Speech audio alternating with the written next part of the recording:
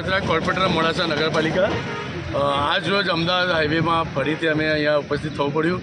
એનું મુખ્ય કારણ એ હતું કે આજે હાઈવે ઉપર સતત વરસાદના કારણે ગાડી ફસી ગઈ હતી, જેના કારણે આવા બનાવો પાછલા એક મહિનામાં 10થી વધુ સાધનો ફસી ગયા.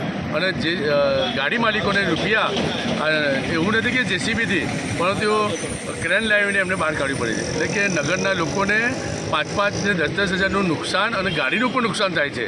એટલે નગરના લોકોને જ્યારે અમને કોર્પોરેટર તરીકે અમને ચૂંટાઈને લાવ્યા હોય ત્યારે અમારી પણ જવાબદારી બની છે કે આ તંત્ર આરએમપી સ્ટેટને અમે એ પહેલાં રજૂઆત કરી હતી, જેના રાવમલ ન્યૂઝના દ્વારા અને એસીબી અરવલ્લી ન્યૂઝ દ્વારા અમે જે સમાચાર ચાલ્યા હતા તેના અંદર તાત્કાલિક આ લોકોએ કપચી તો નાખી ગયા, પણ કપચી નાખ્યા પછી અમને કોઈપણ પ્રકારનું રોલર ના ફેરવ્યું.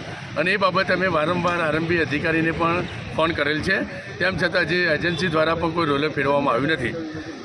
અન્ય વાત એ છે કે ભાઈ જો હજી આ લોકો આના વારંવાર અકસ્માતના પણ બનાવો બન્યા છે. આ પહેલાં 1 મહિના પહેલાં એક નવજવાન યુવાનોનું બી અકસ્માત થયું છે, સાથે અવરેજ માર્ગે ફીરતો સોસાયટી એક નાનો બાળકને પણ ગંભીર ઇજાઓ થઈ હતી. અને અહીંયા મુખ્ય માર્ગો સોસાયટીઓથી જોડાયેલો માર્ગ છે અને અમદાવાદ હાઈવે માર્ગ છે. એ માર્ગને તમે જોશો મીડિયા દ્વારા પણ સેન્ટરથી જે જગ્યા હોવી જોઈએ ગાડીની એ પૂરેપૂરો કપાઈ ગયો છે. અને ક્યાં સુધી આપણે વરસાદની વાટ જોઈશું? તાત્કાલિકમાં અમે આરએમપી સ્ટેટને રજૂઆત કરી છે કે જો આગામી 2 દિવસના અંદર કે 3 દિવસમાં કામગીરી કરવામાં નહીં આવે તો અમારે ના છૂટકે નગરના લોકોને રહીને રોડ પર ઉતારવાનો અને ધરણા પ્રદર્શન કરવાના અને રસ્તો બંધ કરવાની અમારી ફરજ પડશે. અમે વારંવાર આપણે રજૂઆત કરી છે અને લેખિતમાં પણ અરજી કરી છે. અને આ બાબતે નગરપાલિકા દ્વારા અને જે જીવીડીસી ગાંધીનગર દ્વારા જે વર્ક ઓર્ડર આપવામાં આવ્યો છે એ 27 કરોડ રૂપિયાનું એસ્ટિમેટ પણ ભરાઈ ગયેલ છે. હવે જ્યાં સુધી ડામર રોડ ના બને, અમે માનીએ છીએ કે ચોમાસામાં ડામર રોડ ના બને એમ કહેવું છે, કંઈ વાંધો નહીં, પણ જ્યાં સુધી ડામર રોડ ના બને ત્યાં સુધી પેચિંગ કામ અને ત્યાં સુધી રોલિંગ કામ એવું મજબૂતાઈથી જો કરવામાં આવે તો નગરના લોકોને આ વારંવાર નુકસાન વેઠવું પડે નહીં.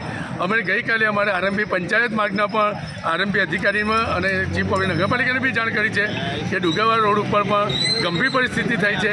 ત્યાં પણ 8,000 જેટલા બાળકો મધ્ય સ્કૂલમાં ભણે છે અને જો ત્યાં પણ નહીં થાય તો ત્યાં પણ અમે લોકોને નગરના સાથે રાખીને ધરણા પ્રદર્શન કરવાની જરૂરિયાત ઊભી કરશે. અને અમે પહેલાં ટેલિફોનિકથી રજૂઆત કરતા, હવે તો અમે જગ્યા ઉપર જઈને ખાડો બતાવીએ છીએ કોર્પોરેટરને. અહીંયા પણ અમે આ ખાડો બતાવીએ, જો આ ખાડો છે તો આ સાક્ષી અમે થયા છે અને આ સાક્ષી મેં આપ માન્ય રાખી તાત્કાલિક આની કામગીરી થાય એવું તમને અમે આ સોશિયલ મીડિયા અને પત્રકાર દ્વારા અમે જાણ કરી છે. હવે કોઈપણ પ્રકારનું અમે આપણે જાણ નહીં કરીએ, લેખિત નહીં કરીએ. 2 દિવસ કે 3 દિવસના અંદર કોઈપણ કામગીરી નહીં થાય તો નગરના લોકો સાથે જાહેર રસ્તા પર ઉતારવાની અમારી ફરજ પડશે. અમે તંત્ર, પોલીસ તંત્રને, નગરપાલિકાને, એસપી સાહેબશ્રીને, માનનીય કલેક્ટર સાહેબશ્રીને એમને પણ રજૂઆત કરી છે. આપ પણ જો બધી બાજુ વિઝિટ મારતા હોય તો આ રસ્તા ઉપર પણ આ જગ્યા ઉપર આપ વિઝિટ મારશો એવું અમે સોશિયલ મીડિયાથી આપણે જાણ કરી. જય હિન્દ, જય ભારત.